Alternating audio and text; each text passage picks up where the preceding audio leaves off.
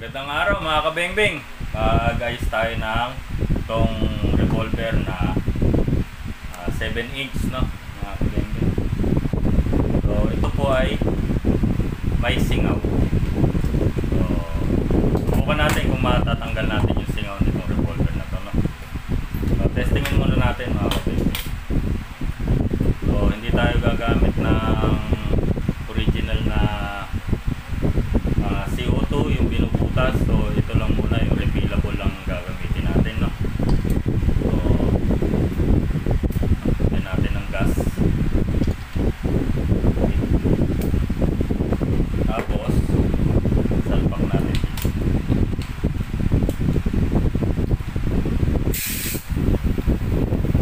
So ayan mga kabengbeng, no?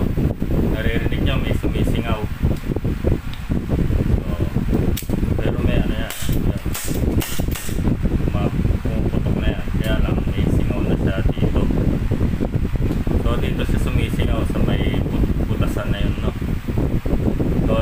Tatanggalin natin yan.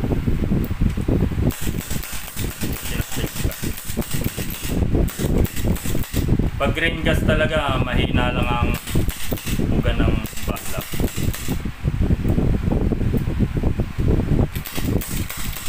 Pero kung CO2 to, wala na. Ubus-ubus na yung CO2 natin. So, buksan na natin mga kabengbeng. Tanggalin natin to.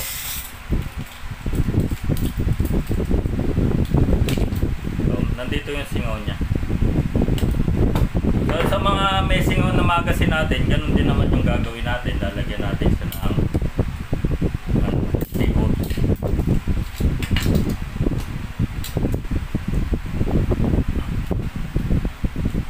Tanggalin natin itong bola.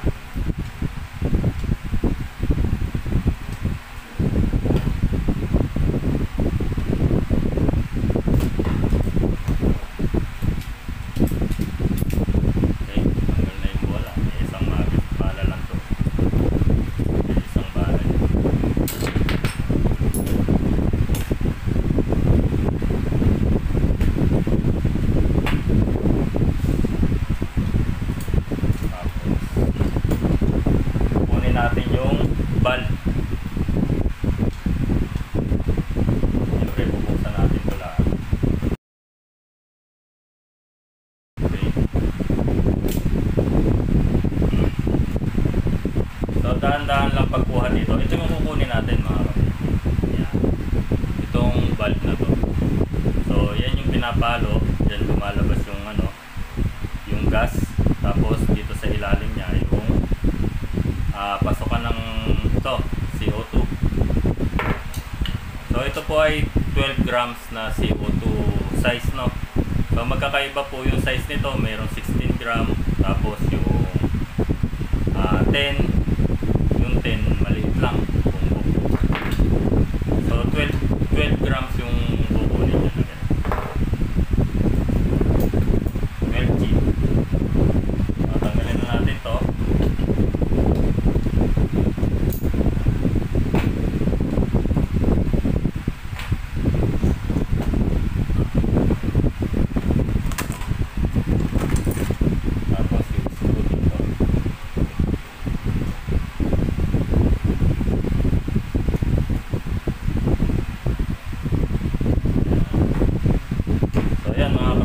Itabi nyo na to para hindi magkahiwa-hiwala yung parts. Ito lang yung kukunin natin. So ang singaw niya ay, tapos ito ganyan ang posisyon yan kasi may gatlayan dito sa may yan, yung gatla na yan. So yung posisyon niya ganyan. So tanggalin natin to. So ang kukunin natin ay ito. Makikita nyo yung kulay green na yan. Yan yung sumisingaw.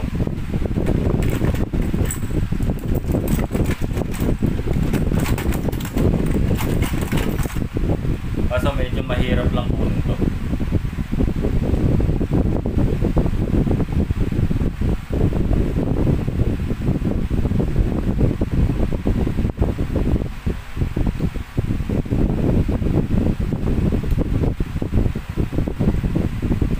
kasi yung karayom niya mga kabembeng, yung pangbutas ng CO2.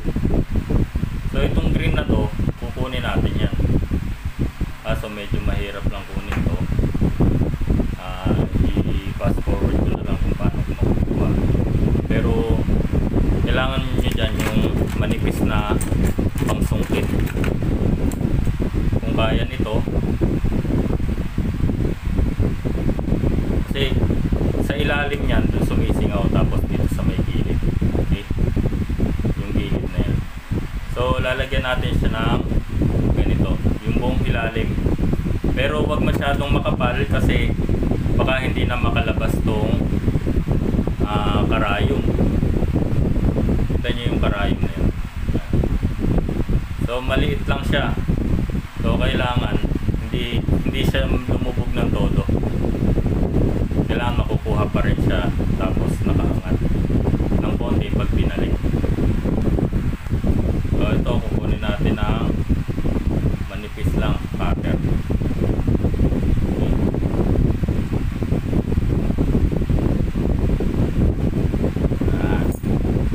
So nakuha na natin mga kabengping. Tapos ito, huwag nyo hahayaang mabarahan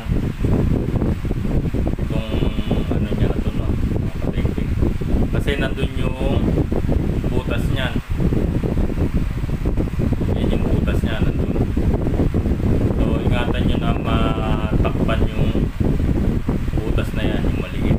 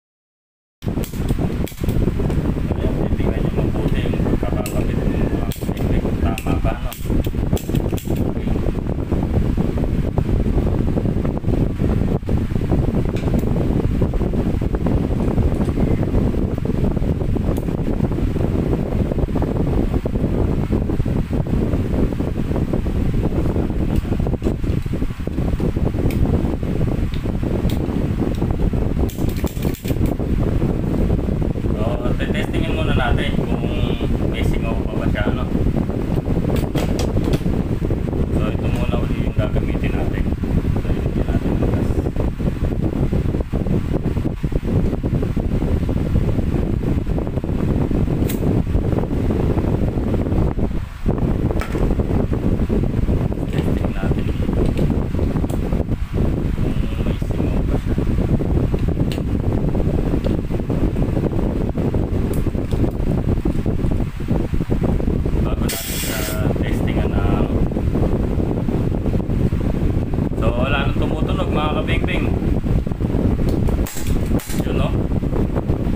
singaw. So, kanina may sumisingaw pa siya, ngayon wala na. So, kompleto na yung gas na lumalabas sa kanya. Wala na yung gas. So, na mga kabing-bing. So pwede na natin siya lagyan nitong CO2. So malalaman natin pag ito na yung ilalagay kasi mas malakas yung pressure nito. Okay? So ito wala pang butas. So pag ito nabutas at sumingaw, wala na to, tapon na. So ayan, testingin natin, no. Sana wala nang singaw.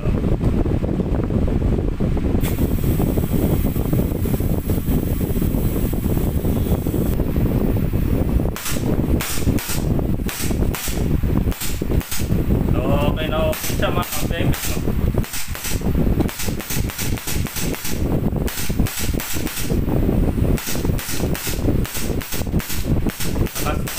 Matipid din naman tong CO2 na to. Sino ko, nakailang kalasing na tayo.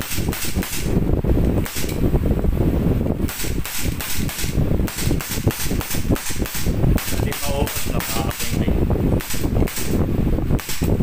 Kapag ganda siyang ng singaw dito sa ilalim ng mga kapingping.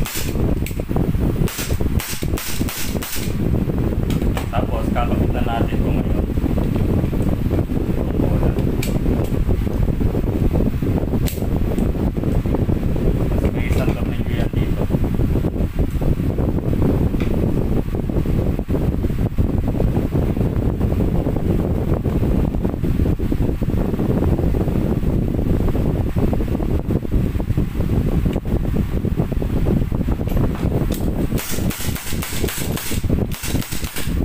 Wala, ubusin ko lang to. Pero wala na siyang singaw dito mga kabing-bing, oh. So, paglalagay ng dito.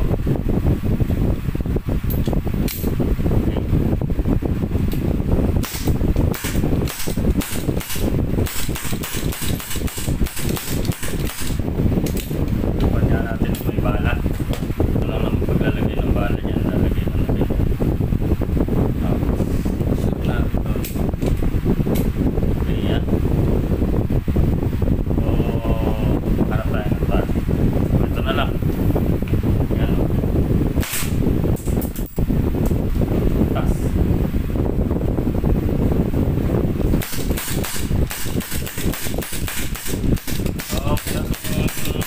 Revolver mga kabeng-beng. So pag sumisingaw dito, ganun lang yung gagawin natin, no, mga kabeng-beng, yung tinuro ko.